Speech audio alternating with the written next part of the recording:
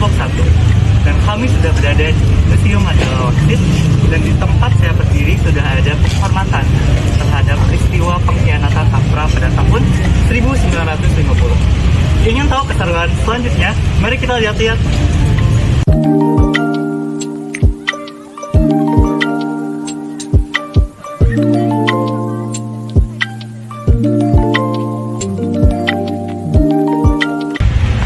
Dan di belakang saya sudah ada tertera di sini prajurit Siliwangi yang gugur dalam peristiwa ketegangan APRA Westerling pada tanggal 23 Januari 1950.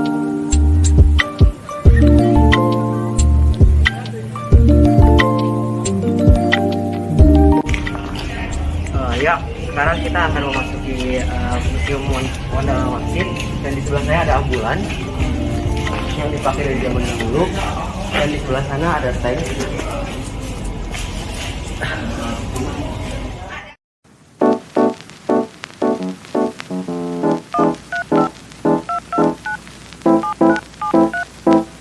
Biasanya, hampir di setiap komando daerah militer atau Kodam, TNI pasti punya museum.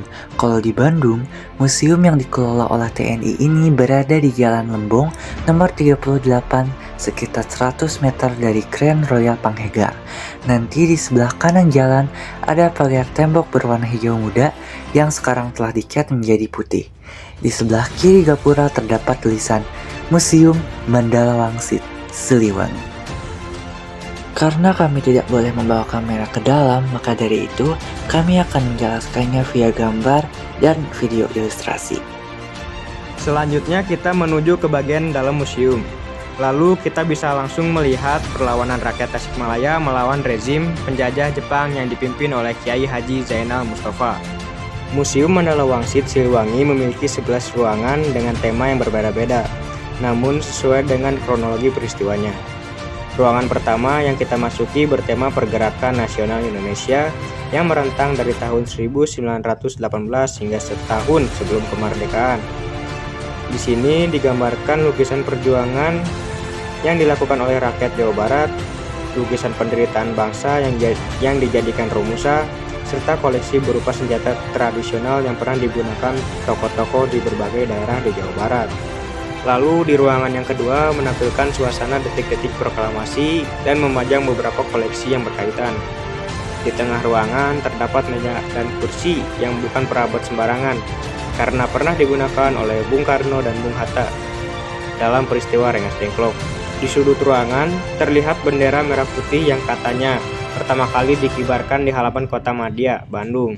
Entah di mana ya maksudnya. Pada tanggal 17 Agustus 1945. Lalu ada koleksi bedil kuno berupa senapan laras panjang, senapan otomatis, bahkan ada pula yang rakitan. Ruangan berikutnya mengambil tema Palagan Bandung dan mengisahkan rentetan peristiwa setelah kemerdekaan yang dipuncaki oleh peristiwa yang mengilhami lagu Halo Halo Bandung dan Bandung Lautan Api. Peristiwa pembumihangusan Kota Bandung yang terjadi pada tanggal 24 Maret tahun 1946 ini sering dianggap sebagai bentuk kepatuhan pejuang Jawa Barat terhadap dua pemerintah yang berbeda antara pemerintah pusat dan pemerintah daerah. Peristiwa ini dilatar belakangi oleh adanya ultimatum dari pihak sekutu Inggris yang memaksa untuk bersenjata untuk meninggalkan kota Bandung sejauh 11 km ke selatan. Di ruangan ini juga disimpan koleksi katana, kelewang, pedang Belanda, dan sarung logam. Periode antara tahun 1947 hingga 1949 dianggap sebagai perang mempertahankan kemerdekaan.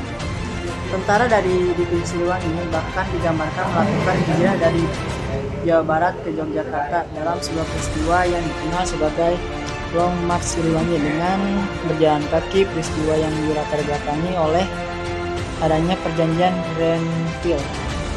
Ini diabadikan dalam dokumen foto-foto monokrom. Koleksi yang disimpan di sini antaranya berbagai senjata yang dipajang berjajar cocok buat tempat selfie, tapi pencahayaannya agak kurang. Ransel, karung, baju jas, baret, ikat kepala, serta berbagai rencana dan emblem ketentaraan. Berikut ini adalah lukisan peristiwa peracunan pasukan divisi Siliwangi di Banjar Selatan saat Long March dari Jateng ke Jabar pada awal tahun 1940. Dan lukisan ini adalah peristiwa ditangkapnya Sekar Maji Marijan Kartosoewirjo pada tanggal 4 Juni 1962 di Gunung Geber melalui proses pagar betis. Di ruang 6, kita dapat melihat kekejaman yang dilakukan oleh para pemberontak yang ingin mendirikan negara Islam yang tergabung dalam kelompok DITI. Mungkin ini sih salah satu penyebabnya museum dibilang angker. Banyak foto-foto yang bisa dibilang cukup vulgar karena menampilkan foto-foto mayat, jenazah yang telah membusuk, bahkan tubuh yang terpenggal. Cukup untuk membuat anak-anak bermimpi buruk di malam setelah kunjungan dari sini. Naik ke lantai 2, kita disambut oleh bendera-bendera yang menampilkan lambang satuan-satuan dalam divisi Siliwangi. Sayangnya, bendera dalam kondisi menguncup, sehingga kalau kita mau melihatnya ya mesti melebarkan benderanya sendiri.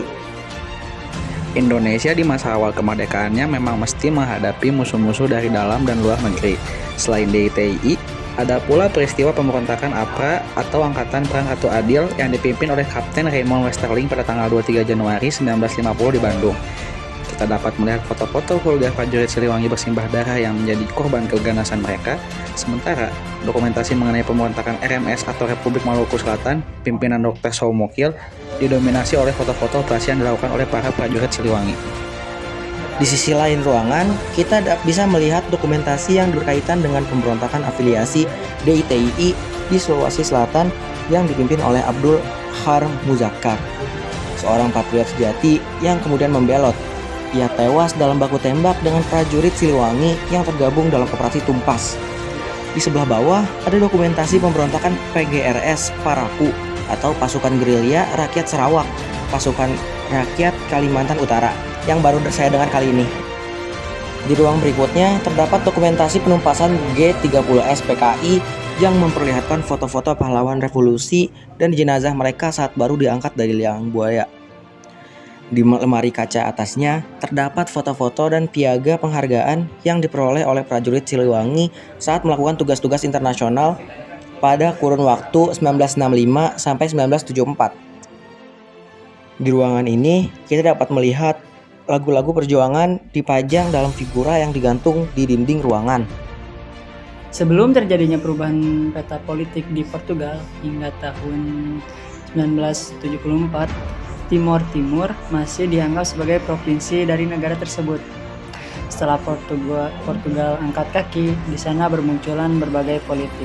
Ada UDT yang condong ke Portugal, ada Afrodeti yang condong integrasi dengan Indonesia, dan Fretilin yang menginginkan kemerdekaan. Singkat cerita, kemudian Indonesia berusaha menganeksasi Timor Timur melalui operasi Seroja yang menimbulkan banyak korban jiwa dari Fretilin, penduduk Timor Timur, dan tentunya dari pihak TNI. Ruang terakhir, ruang 11. Sebenarnya hanya berupa tembok yang menandakan foto-foto para panglima divisi Siliwangi. Ada prajurit 36 yang memimpin divisi Siliwangi. Mulai dari panglima pertama yaitu yang saat itu bertambah kepada ini. Foto ini tidak termasuk panglima yang sedang menjabat saat militarnya videonya kan mantan. Setelah ruang bayangan tadi, ada ruangan yang bisa bikin bulu kuduk berdiri karena berisi dengan pernak-pernik yang berkaitan dengan Prabu Siliwangi yang memang namanya menjadi asal muasal dari Prabu Siliwangi. Kami pun gak mau berlama-lama di situ sebelum ada yang mengenal kamu. Ya, kita sudah lihat tadi di dalam museum ada wangsit. Jadi gimana nih tadi yang apa ini? Ya, di dalam tuh tadi banyak bekas-bekas perjuangan bangsa Indonesia ya, dari pra kemerdekaan sampai pasca kemerdekaan. Kalau untuk pasca kemerdekaan itu kata-kata tentang DITI, ada juga tentang APRA tadi tuh ya. Dan masih banyak lagi, kalau mau lihat lagi bisa main ke Museum Madalaman aja. Ya. Yang lain ada yang mau ditambahin nggak?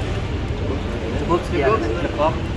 Oke, sayang sekali tadi kita tidak bisa melihat ke dalam dan membawa kamera. Tapi insya Allah untuk penjelasannya kita akan jelaskan di sesi berikutnya. See you. Masih